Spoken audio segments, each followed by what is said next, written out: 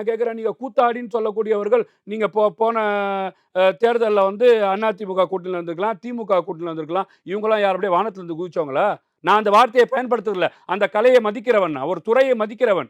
நான் இந்த பழமொழியே கண்டிக்கிறவன். ஊரு 2 பட்டால் அப்படி சொல்லாதீங்கங்க.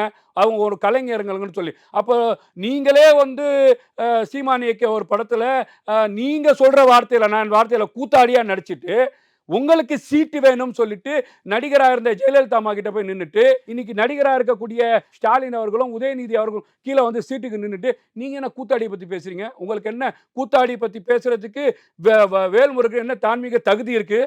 யோசிச்சு பார்த்தீங்களா? அப்போ வந்து பார்த்தீங்கன்னா, ஸ்டாலின் அவர்களும், உதயநிதி அவர்களும், கலைஞர் அவர்களும், அண்ணா அவர்களும், ஜெயலலிதா அவர்களும், எம்ஜிஆர் அவர்களும் கூத்தாடி கிடையாது.